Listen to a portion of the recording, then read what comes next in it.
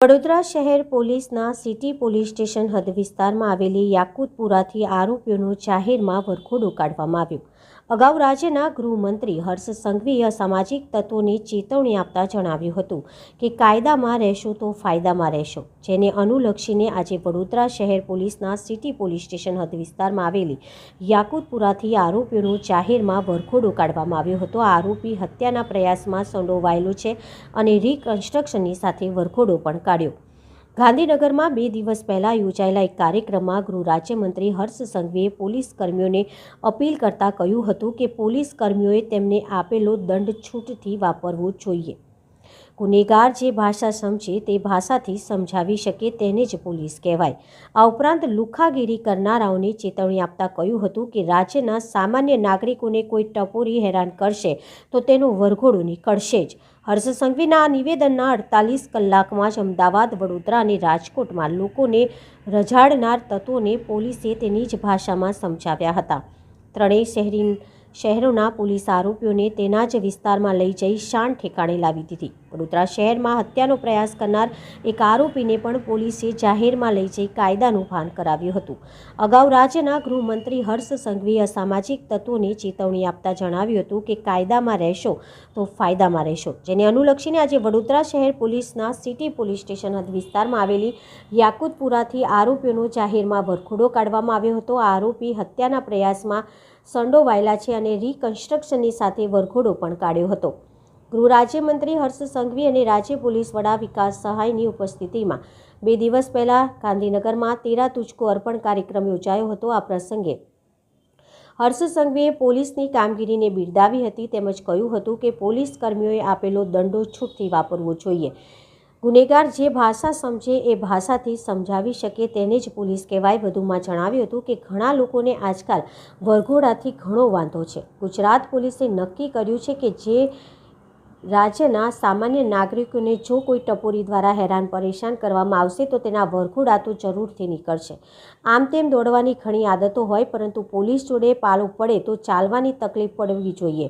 રાજ્યના નાગરિકની શાંતિ, સલામતી અને સુરક્ષા એ પોલીસની જવાબદારી છે। 20/11/24ના રોજ અહીંની એક મદાર હોટલ છે, ત્યાં એક ખૂનની કોશિશનો બનાવ બનેલો છે। વિગત એવી છે, ફરિયાદી શ્રી અનસભાઈએ આરોપી ઇસામુદ્દીન અને બીજા 8 વિરુદ્ધ આ પોલીસ સ્ટેશનમાં જે તે દિવસે જ IPC 307 અને BNSS 109(1) મુજબ ફરિયાદ કરેલી છે। ફરિયાદનું શોર્ટ કન્ટેન્ટ એવું છે કે હાલ જે પકડાયેલ આરોપી છે તેમની સિસ્ટર સાથે કોઈ એક આરોપીને, વિક્ટીમને યા તો ફરિયાદીને કંઈ અફેર છે। એ રંજ રાખી આ તમામ આરોપીઓએ એક સંપ કરી ભોગ બનનારને હાઈવે 3 રસ્તાથી કિડનેપ કરે છે, ત્યાંથી મદાર હોટલ તરફ લઈ જાય છે, ત્યાં ગોંધી રાખે છે। આરોપીઓ ભેગા થઈ હાલના પકડાયેલા આરોપીએ તલવારના ઘા માથામાં મારેલા છે, અન્ય આરોપીએ લાકડી તથા પંચવતી જે હાથમાં પહેરવાનું એક સ્ટીલનું પંચ આવે છે, આ પંચ દ્વારા ભોગ બનનારને ઈજાઓ કરેલી છે। આ ઝઘડા દરમિયાન એક રાહદારી ઇબ્રાહિમ શેખજીવાલા બચાવવા માટે જાય છે, છોડાવવા માટે જાય છે, તેમને પણ ઈજાઓ થાય છે। હાલનો જે પકડાયેલા આરોપી છે અનસ મોહમ્મદ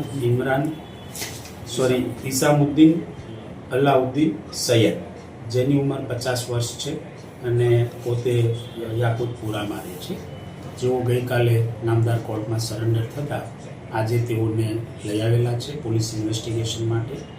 એમની હાજરીમાં બનાવ સ્થળનું રિકન્સ્ટ્રક્શન પંચનામું તપાસનીશ અધિકારીશ્રીએ કરેલું છે।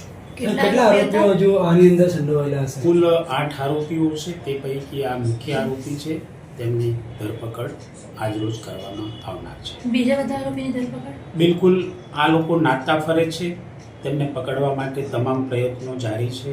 ડી સ્ટાફ, ઇન્સ્પેક્ટર જાતે અને બીજી 2 ટીમો બનાવી વહેલામાં વહેલા પકડી ધોરણસર કાર્યવાહી કરવામાં આવનાર છે। હથિયાર કબજે કર્યો હોય એવું ઇન્વેસ્ટિગેશનનો ભાગ છે।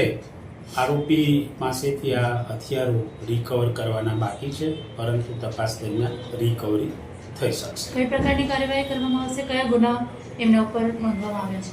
હાલ પકડાયેલા આરોપી વિરુદ્ધ જૂની આઈપીસી કલમ 307, રાયોટિંગ, ગાળીગલોચ, મારામારી અને મારી નાખવાની ધમકી તથા અપહરણ જેવી કલમો હેઠળ ગુનો દાખલ કરેલો છે.